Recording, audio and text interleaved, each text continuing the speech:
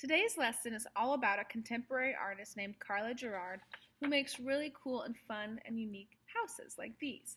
Now I know a couple of my classes have tried this already, in which case you're going to be experts and you'll be able to make this at home so easily.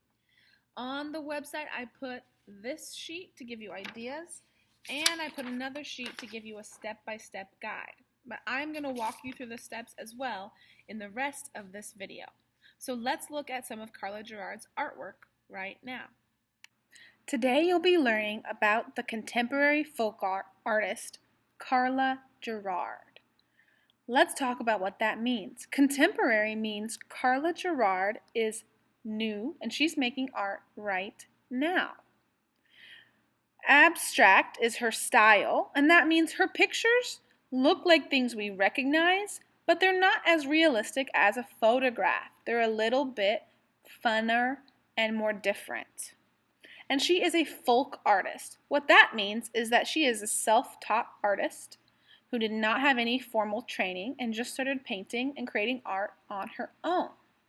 Her houses are beautiful and whimsical. They have lots of fun designs and patterns. And today we are using them as inspiration for our new artwork. Okay, so today for our Karla Gerard inspired houses, you have this page on the website to look at for ideas, and you have this page on the website to give you the step-by-step directions.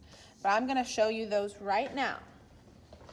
You may use any paper you want and any art material you can find, pencils, markers, crayons, pens. It doesn't matter to me. I'm using the back of an Old Family Connect for my paper to show you that it doesn't have to be a fresh paper. It can be notebook paper, it can be a used paper. You can use anything to create art. It doesn't have to be fresh. Now, to start making some Karla Gerard inspired houses, you need to first make some houses. I know that a house is made of two parts, a triangle, and then a square or rectangle underneath, which I can make from just 3 lines. Some of your houses can stay two-dimensional, which means flat.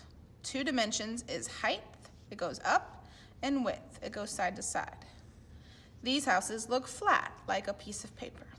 To make these houses grow into a 3-dimensional house that has height, which means it's tall, width, which means it's wide, and depth, which means it looks like it's going back into space or popping out, we have to add some extra lines. That's 3 dimensions. So to make it 3-dimensional, we already have steps 1 and 2 done.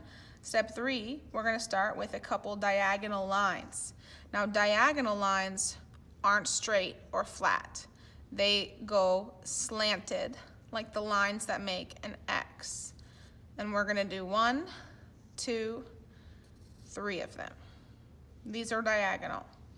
Lines that go straight out to the side, those are not diagonal. Diagonal lines should be slanted. Mine are pointing up towards the corner of the paper. Now I need to connect those two. Connect these two, straight line. Connect these two, straight line. Boom, now I have a 3-dimensional house. Let's do that again. Diagonal, diagonal, diagonal. Connect, connect. Got it. I'm gonna do a couple more, and I want you to try this as well. You can do it with me right now. You can pause the video and get your materials, or you could come back to it later. You could do it on your own, or follow along with me. That's up to you, since you are going at your own speed at your own house. I'm going to draw lots of different shapes and sizes of houses. Some might be tall, some might be skinny. You can leave some flat ones in there.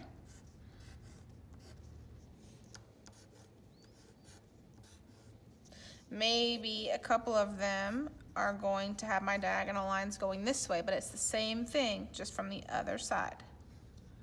Boom, boom. Now I have a lot of houses, and I have room for more. This is when I'm going to go to step 7, which is to decorate the houses. This idea sheet will help give me ideas for decorating. They all need doors, some sort of windows. What I loved about Karla Gerard's houses is that her windows and doors were kind of different and funky. They had fun, playful, exciting details. And they weren't the kind of houses that you see every day out on the sidewalk. So you're going to start decorating all your houses. And once they're all decorated, you can color them if you have something to use for coloring at home. And I can't wait to see what you make. If you make something beautiful and bring it in to show me when we go back to school, then I will have a special thank you treat for you. Don't get too worried about houses that are not perfect. Does this house look perfect? No. Do I love it anyways? Yes, I do.